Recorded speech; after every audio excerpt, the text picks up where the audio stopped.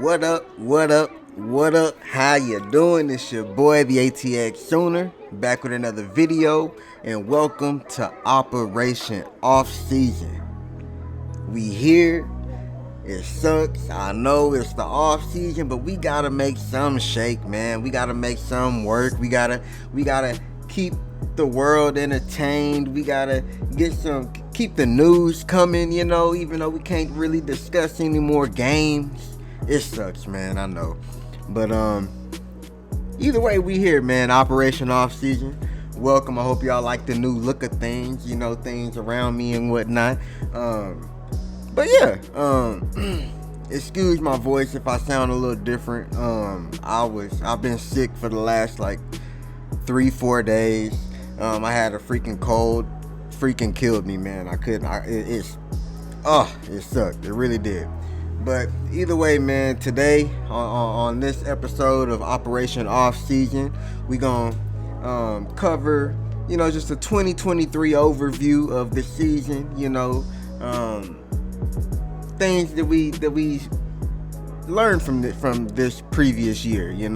We'll go over the coaching staff also. We'll give BV a grade for the year that he had, and then on top of that, the year compared to last year, the year before last year now. And what else? Yeah, that's it. We're gonna spend a good amount of time on these topics, so I got my handy dandy notebook out right here to help guide me along this journey.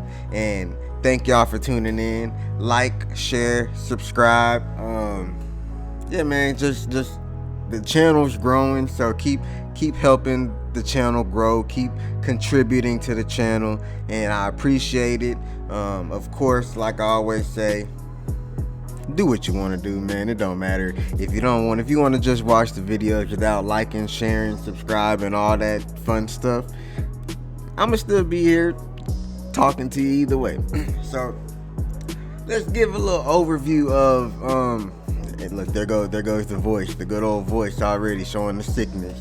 But let's give a good old overview of the 2023 year, man. I would say, entering the year, and this is just my personal, opinion, and just so if any new viewers, anybody who's just now, who doesn't know anything about the channel or doesn't know anything about me, I'm just a typical fan, man. I'm not the analyst. I'm not the insider. I'm not here to give you anything you don't know already. I'm just here to give you my opinion. I'm right sometimes. I'm wrong sometimes. Sometimes my crystal ball gives me some good predictions that helps me sound smarter than I actually am. And then sometimes that crystal ball is just broken and it doesn't work out and I just sound dumb. So yeah, that's just a little, for anybody who's new to the channel, that's just a little insight of who I am, what you can expect from me. I say a lot of names wrong. I say a lot of words incorrectly. I use them the wrong way. I mean, I'm human, man. Let me be. But either way, man, just a little overview of the 2023 season, man.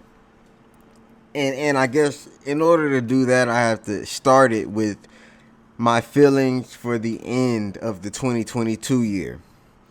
So, BV's first year, 2022, Lincoln Riley, the previous, winter before that, dipped out on us, did us dirty, took the coaching staff, took the best players that we had. Well, he thought he did. I mean, Caleb Williams, he did take him.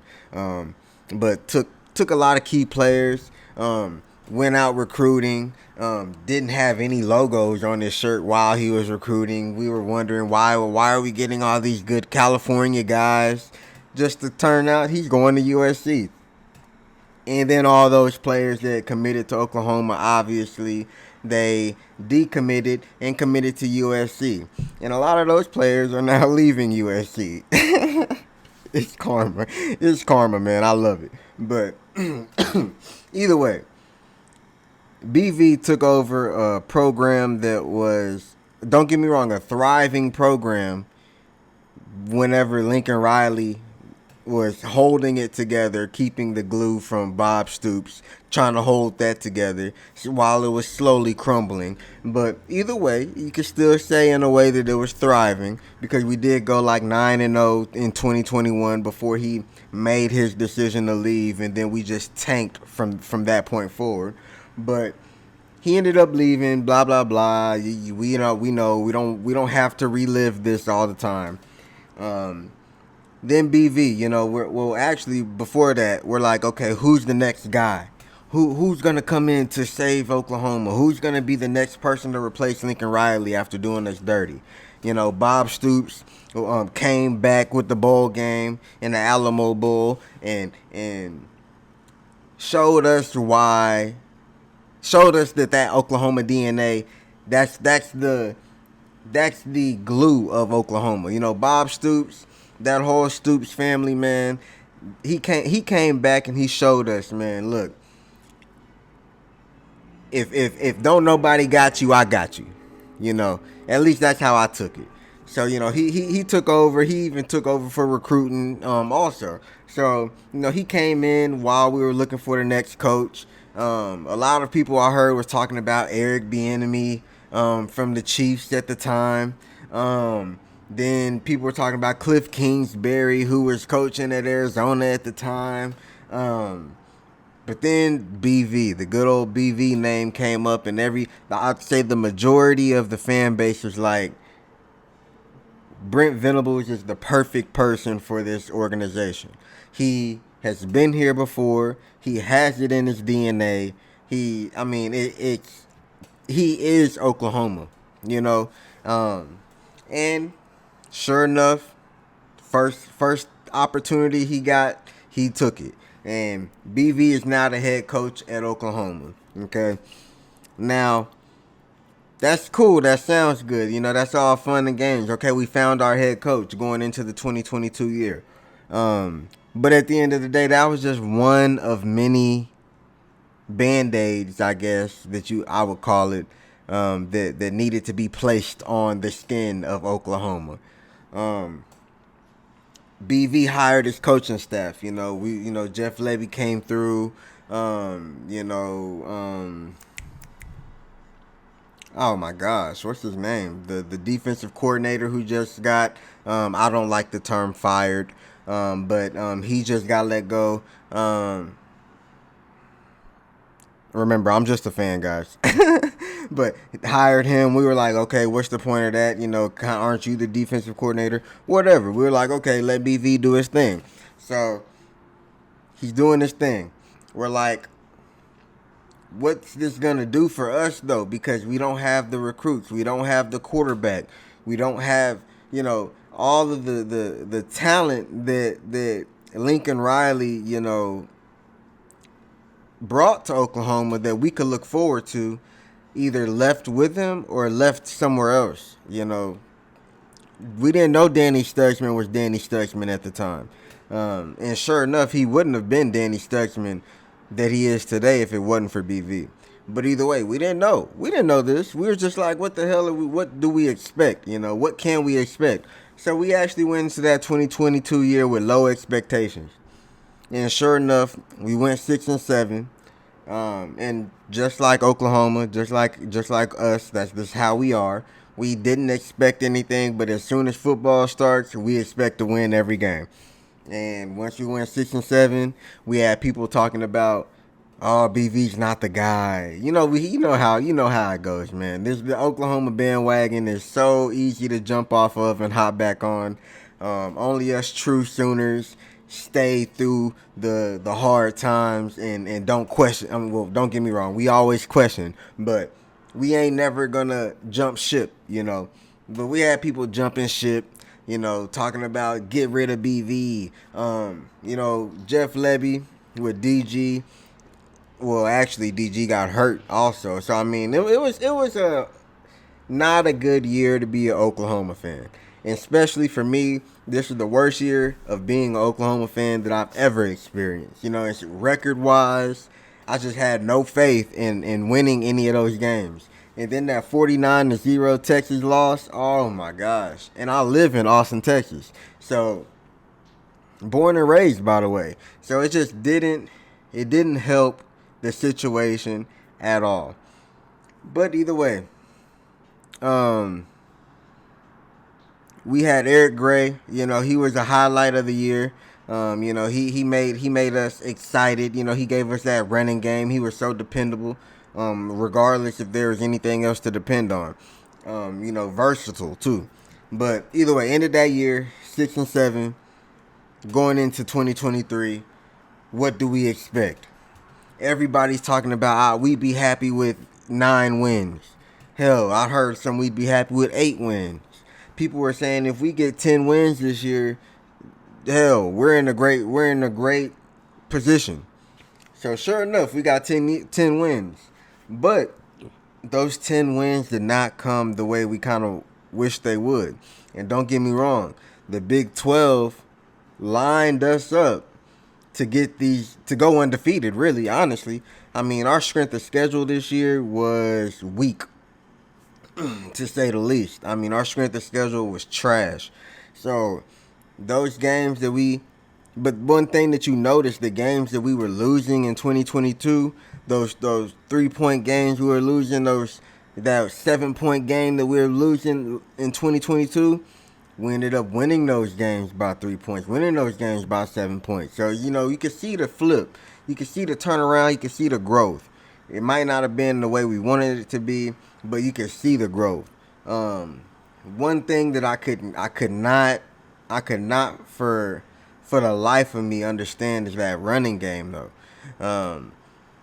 It's like all the way up until what game did Tyree Walker get suspended for? Was that the Kansas game, I think? All the way up until the Kansas game, I would say.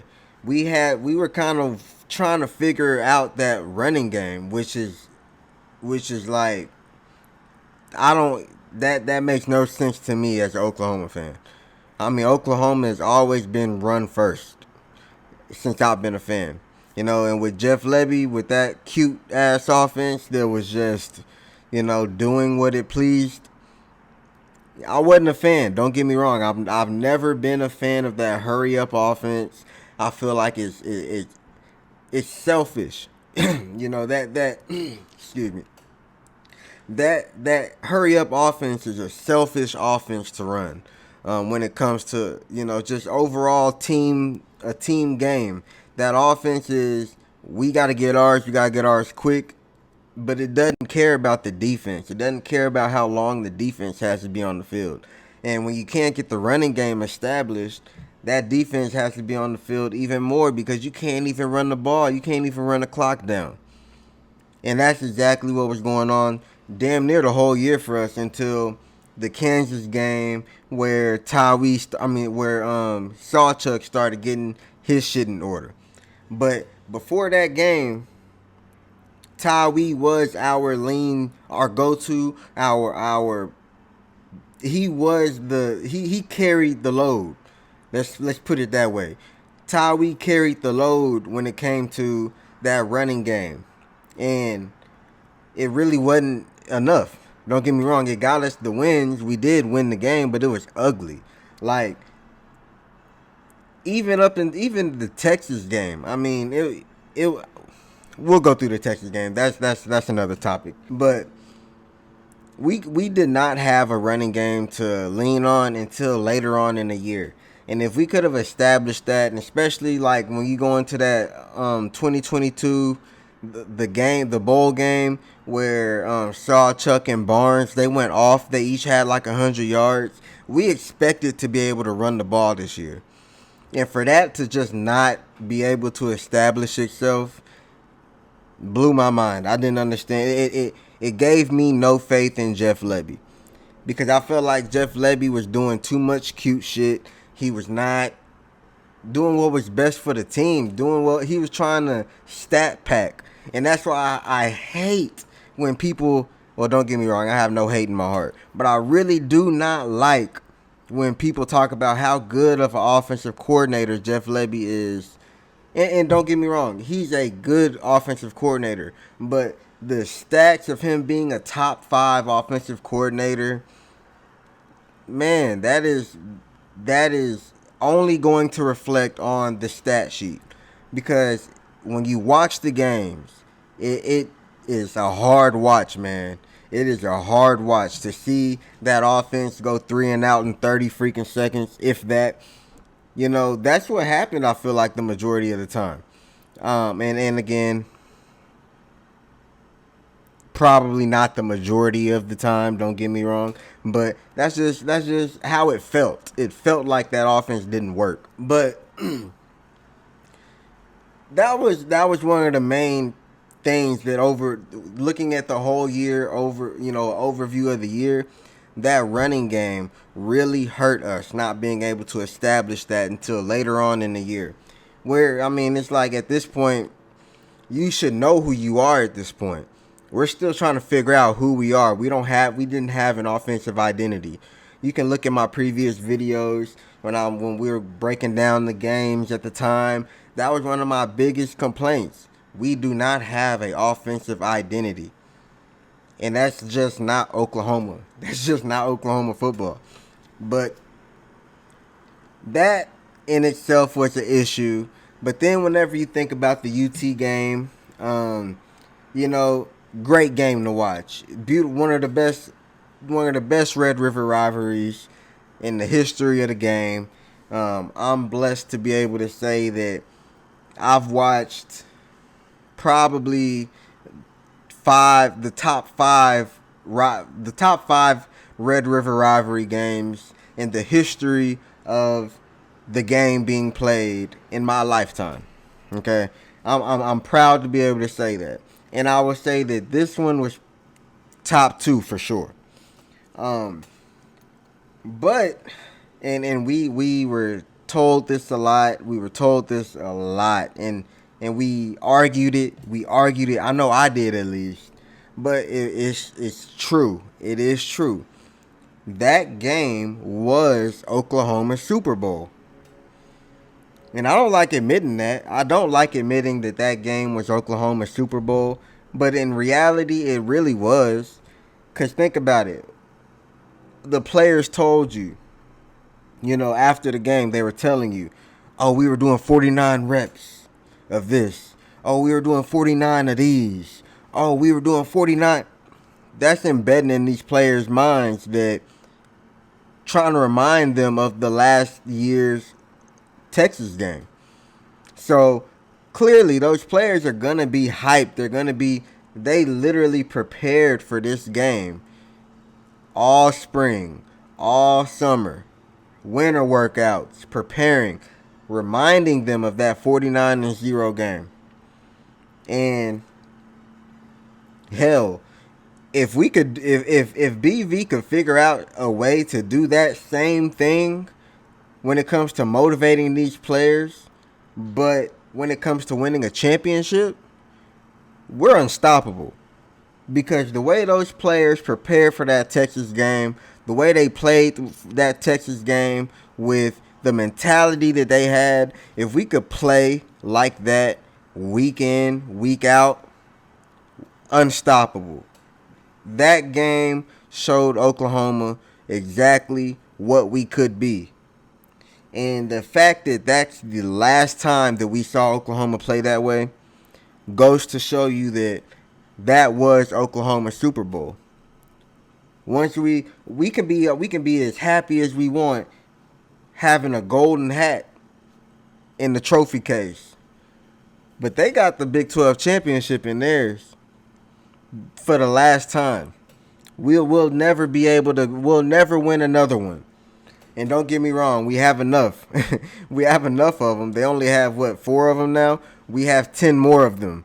But either way, when it comes to last year, the overview of last year, UT was Oklahoma's Super Bowl. And it's a fact, like it or not. I don't like saying it. You probably don't like hearing me say it. But it's a fact. It's true. It's true. And it showed. I mean, it showed. Watch the rest of the year from that point forward. It showed, man. It showed. So that's one thing that I have to admit. Looking back at last year, that was our Super Bowl in Texas. The UT fans, you were correct on that. But another thing, we talked about the running game, how we couldn't establish the running game all year for real. We talked about how the UT game was Oklahoma's Super Bowl. But let's talk about that defense. Now, that defense was the strength of Oklahoma. And how long was Lincoln Riley a coach for Oklahoma? 6 years? It's never been. And then even before that, when Bob Stoops was the head coach at Oklahoma, I would say it's been 10 plus years since we can sit here and say that the strength of Oklahoma is the defense. And it's a beautiful thing to me. It's a beautiful thing for me to say. It feels, because we all know defense wins championships. Look at the playoffs for an example. Every time we go to the playoffs, we get our ass beat because we don't have a freaking defense. We have the best offense in the nation. Hands down. Obviously, other than that Joe Burrow year. But other than that, best offense in the nation, hands down. No defense to back it up. And you can look at this year, looking at an overview of this year, seeing where our offense was lackluster, even though the stats won't tell you this. See, this is something this is why you can't always go off of the stats. But the stats aren't going to tell you this, but the offense was lackluster this year, in my opinion, and how much I heard Oklahoma complaining about Jeff Lebby and how Jeff Lebby was on the hot seat all year long this year, from us at least, we all have to agree and sit here and say that offense was lackluster. And the defense was the reason why Oklahoma has 10 wins. The offense is the reason why Oklahoma has 3 losses. Defense can't do it all the time now. Don't get me wrong. Defense wins championships, but damn it needs some help. It needs some help. Now, the offense was good, but it was disappointing. Like work together. We need to be cohesive, and I feel like with Seth Littrell, calling plays for the offense, I feel like the offense will have the ball longer. Now, don't get me wrong. I understand that, Seth Littrell and Jeff Lebby, they run the same offense. I get it. But I'm just praying. I'm praying that it's not as fast-paced as it was with Jeff Lebby. Because, again, like I said, it's not a good look. It's not a good, it's selfish. It's just too selfish. That fast-paced offense is too freaking selfish, But speaking of, coaches and stuff, let's go into this coaching staff, man. So, man, going into the SEC, new offensive coordinators and a new defensive coordinator. Now, I'm excited. Don't get me wrong. I feel like we're making the right moves. Don't get me wrong. I don't think we're making the wrong moves. But it's not necessarily exciting to me, I would say, when it comes to entering a league like the SEC with a completely new coaching staff. And and you get what I mean when I say completely new coaching staff. Obviously, we're keeping most of our coaches, so it's not a completely new coaching staff. But when it comes to the people calling plays, they're new people, And on top of that, they're people that have never called plays in the SEC before. Am I right? I don't think Seth Littrell, he was at North Texas. Kill me in the comments if I'm wrong. But neither one of these coaches have called plays in the SEC before. I have faith in Seth Littrell. Don't get me wrong. And I feel like our new defensive coordinator is kind of like, I don't want to disrespect you saying you're like a puppet, but, or a figurehead, let's say. I don't want to say that, but I do kind of feel like that's what it is. Don't get me wrong. So I understand that him and I don't have his name. I should have his name. Don't get me wrong. Put his name in the comments, please. But I know that him and BV worked together at Clemson, so that's a good thing. You know that this isn't this coaching staff's first time working together. They're not just meeting each other. You know, like, oh hey, what's your name? Okay, hey, look, call plays for Oklahoma and the SEC. How you like doing that? Oh, it's your first time doing that? Oh well, give it a try. Like, I'm glad it's not that. You know, at least it's not that. But at the end of the day, what do you expect? Like, what, you know, I don't expect nothing wrong. I don't expect nothing bad, but I don't necessarily expect nothing good either. You know? So it's like, is that a good thing or is that a bad thing to have no expectations? I don't know. Maybe it's a good thing, but maybe it's a bad thing. I don't know. I don't know, man. But I feel like, you know, the fact that our defense is coming back, well, we have 10 out of 11 players coming back. We have all of our veterans coming back. That is what matters the most. You know, these players are they're the ones that got to make the plays. You know, the coaches, obviously, they call the plays, but the players are the ones who make the plays. And we have the players returning that has shown and proven to us that they know how to make the plays.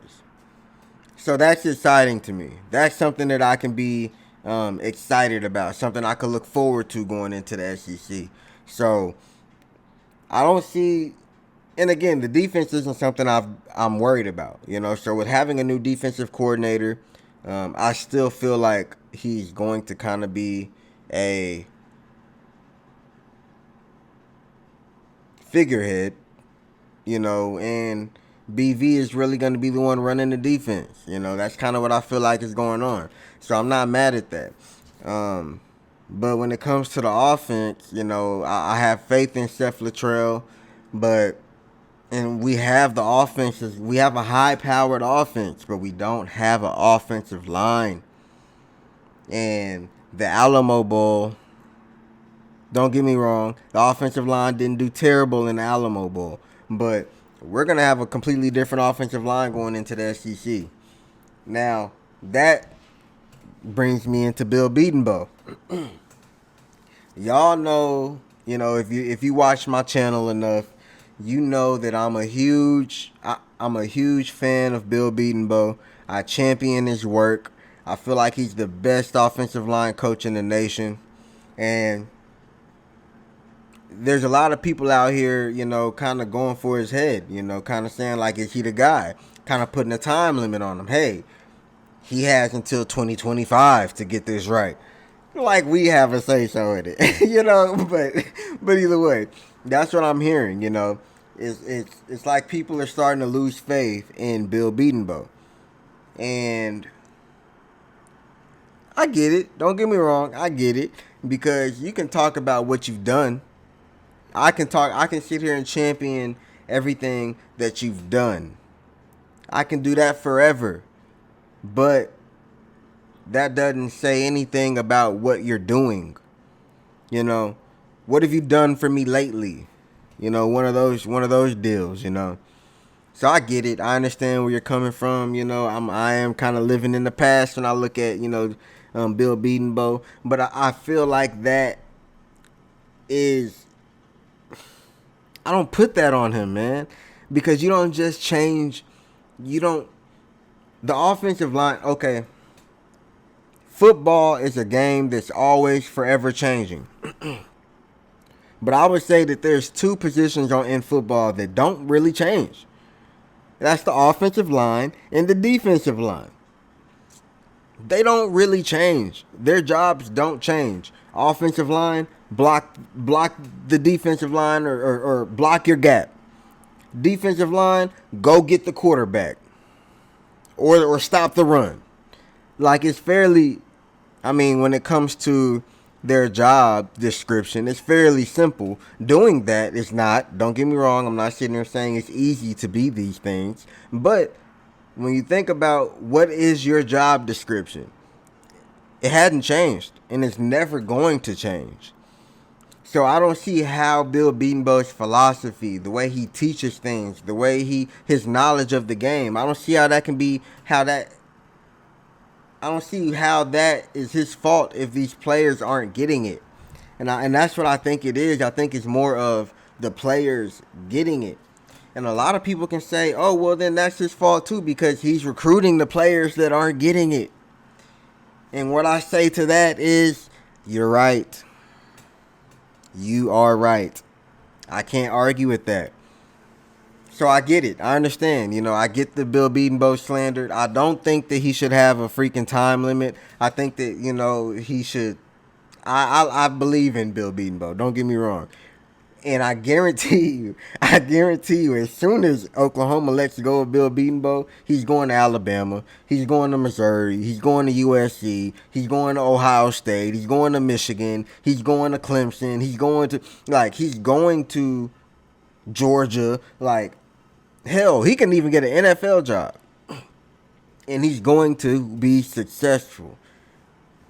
I don't think that it's necessarily a Bill Bedenbaugh thing. I think it's more of a relational, not transactional thing. BV's philosophy. I think BV's philosophy kind of hurts and puts a cap on Bill Bedenbaugh's ability to get the players that he wants. These offensive linemen, they know they can make money anywhere they go. They know they're the most important players on the field. So when you got schools like Missouri paying these players hundreds of thousands of dollars, you got teams like Colorado paying these players hundreds of thousands of dollars to play, and who has never even taken a snap for them. That's who we're competing against, and I get it, the whole relational versus transactional thing. I agree with it. I'm 100% behind it.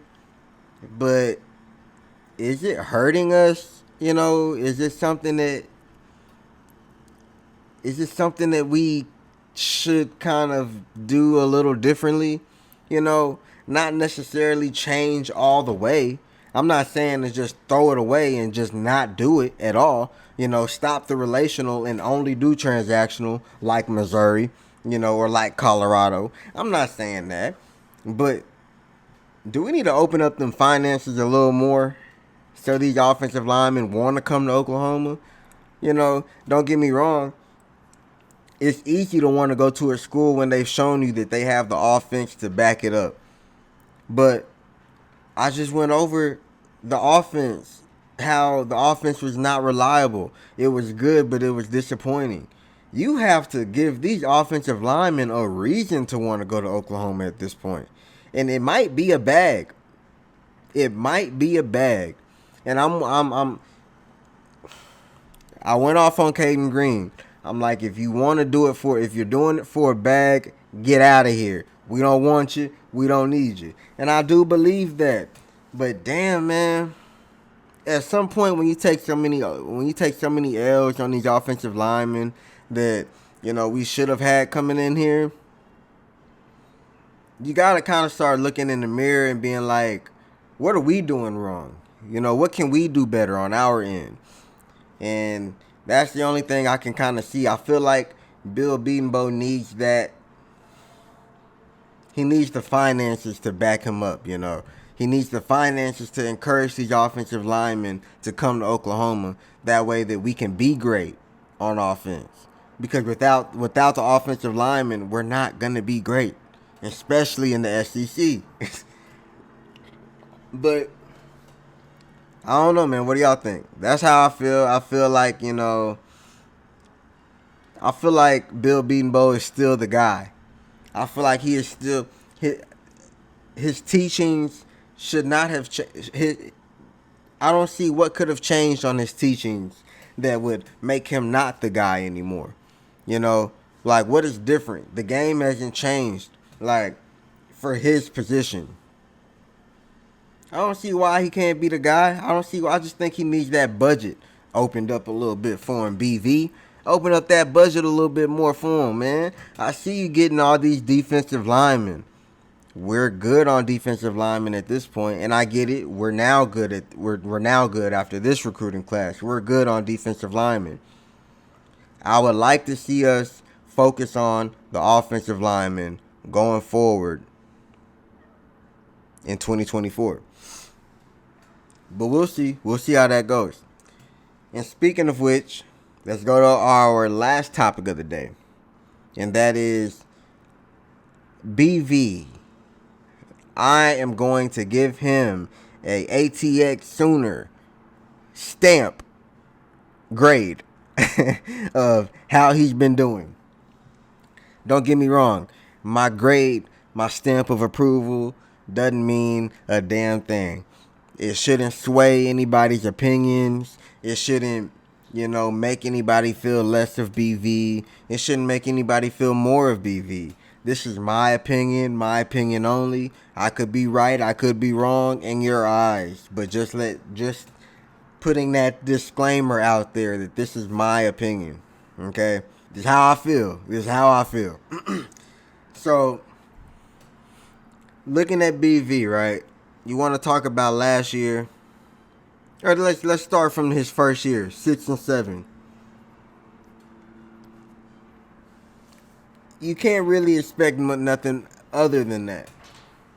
From my point of view, you can't expect anything other than that 6 and 7 year from BV. But he brought in the top 10 recruiting class. I think a top 5 recruiting class that year. And that was something Oklahoma hadn't had in a minute with Lincoln Riley. So, despite the bad year, BV is letting you know, hey, I'm bringing in the guys. So, yeah, the present might not be where it should be or where you expect it to be, but the future is bright. I like that. Round of applause. Just to go into this year, changed that 6 and 7 year, got his recruits in, made that 10 and 3, played those recruits too. Don't get me wrong. It's not like he just got them in. No, he showed you that the players that I'm bringing in are going to get some playing time. Those players came in, made an impact, and on top of that, doubled back with another top 5 recruiting class or top 10 recruiting class. Round of applause. Can't complain about that. That's good coaching. That's what you expect your head guy to do. So what? This is 3. Even the freaking year that he had to take over for Lincoln Riley, before he played a game, he brought in a top 10 recruiting class. He recruited his butt off. He landed in Oklahoma and started recruiting, and got us in the top 10. Again, BV, round of applause. No complaints from ATX Sooner here. But going back to what I was saying about Bill Bedenbaugh, that relational, not transactional thing, although I may agree with it, I get the philosophy. I understand, the standard that we're trying to set here at Oklahoma. And I love it. I love it because it means that the people that are here in Oklahoma are here for Oklahoma. I love it. I love that. But when it comes to, NIL and the transfer portal, that works against us a lot. That's not something that, helps. Let's put it that way. We could have gotten a lot of players if we would have paid them. And don't get me wrong, I'm spending other people's money. I don't know how much money Oklahoma has in the budget. I know we got the bag, but I don't know how big the bag is for real, for real. But it's like, at what point do we keep that relationship as priority, but kind of boost up the transactional part? You know, I feel like you can have the best of both worlds in that situation. I feel like you can keep it relational and also pay the players good, you know? Like, I feel like you can do both. I don't know. Maybe I'm wrong. Is that something y'all think? Y'all think we can do both? I feel like it's something that's possible. Maybe I'm wrong. But overall grade, man, I'm going to give BV a... See, I feel like it has to be a B+.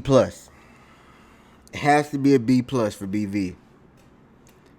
The reason why I can't even put him in the A situation is because I feel like an A, in order to have that A, you have to have some type of championship on your belt. Whether it's a conference championship, a national championship. I mean, even if it's a playoff appearance, you know, something, you know, you have to have that on your belt. And which we don't. Even a bowl game. I mean, you have to at least win a bowl game. Something, you know, in order to get that A. So I can't put him at A. I can't give him an A-. I can't give him an A. I can't give him an A+. But I will say that we are right there. We are right there to where we are in position to obtain these things, you know. And of course, just got through complaining about the offensive line. We never know about that. I feel like that's going to be something that figures itself out. But B+ overall grade for BV. Still a great thing, you know, for him to take over a organization that was left in the dump, you know, dumped like the ugly girlfriend, replaced for the pretty one that has more money and more clout. That's what it felt like, at least. BV came, swooped us up, and said, I got you. So, BV, I give you a B+, and with the knowledge of it's going to grow. Now, I know going into the SEC, that growth might stagger. I don't think that it will, but it's possible. You know, we might not win 10 games next year. I expect us to, but I won't be mad if we win 9, 8. Like I said, I expect us to win 8, 9 games next year. So if we can reach that going into the SEC, I'm not mad. Like I said, I feel like we're built for 2025. But either way, that's the future. You know, that's the future. We'll get into that later. We'll get into that in another episode of Operation Offseason. But I like where we're headed. I like the route that we're going in. I know a lot of people don't agree with that. I know a lot of people think that's crazy. Hell, I was arguing with somebody on Facebook trying to tell me how BV was not the guy. Telling me how, you know, BV's defense is overrated, blah, blah, blah. Look at the rate, look at the stats, look at the... I'm like, dude... you don't even watch the games, man. You just look at the stats. I don't want to hear it because you're the same person that's going to sit here and tell me that Jeff Lebby is a great offensive coordinator. I don't want to hear it. But either way, that's beside the point. That's episode 1 of season 1 of Operation Offseason. Like I said, these are going to be longer episodes. I'm going to be breaking these down throughout next week. So, you know, if you don't want to watch the full 40-plus minute episode, then you'll be able to watch the clips going on through the week. And either way, it's fine. You know, it's fine. You're going to get the content regardless. You're going to hear what I'm saying regardless. So, thank y'all for tuning in, man. Hope y'all are enjoying your time. I hope you guys have a great rest of your day. Let's end it off with positivity, man. I was sick as a dog the last 4 days, 3, 4 days. Had to call in to work, which I hate doing that. It just feels weird doing that, you know. But I'm feeling better now in a way. I'm not at 100%, you know. You're going to see a lot of chops in this video because I'm coughing, you know. But that come with the territory. But the positive note of today is, even when you ain't feeling good, even when you ain't feeling at your best, and I know tomorrow's never promised. I get it. Tomorrow's never promised. But just know that there's a light at the end of the tunnel, man. Like, it's not always going to be dark. It's not always going to, you know, just keep going. Keep moving forward.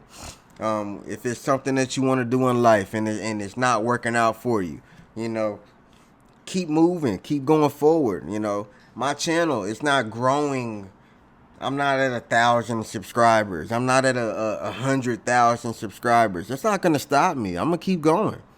And that's the same thing I suggest you do. Whether you are trying to open up your own brand, whether you are, you know, want to be a musician, you want to go to school, you want to, whatever it is that you want to do. When I was sick the last couple days, I was miserable.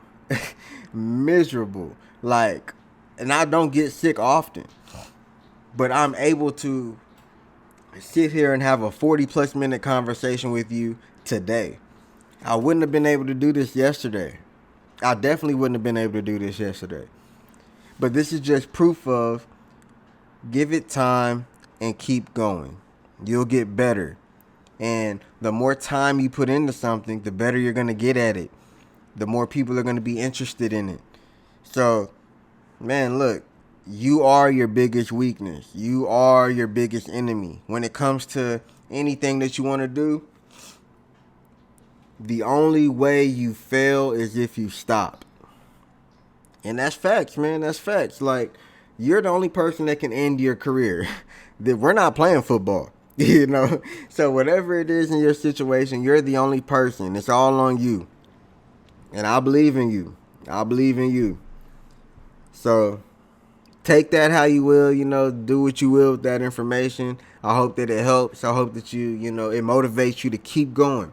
No matter what it is that you're doing. If it's positive, I hope that you just keep going. Keep doing it, and you're going to be great. You're going to get the support you need. Just don't give up. Sometimes people want to see how much you're going to put into it yourself before they decide to help out. You know, and I can understand that, because why am I going to help somebody do something that they're not sure they want to do for real?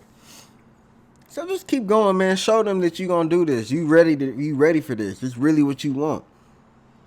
And y'all know why you got to do that. Y'all know why y'all got to keep that going. You got to keep that energy.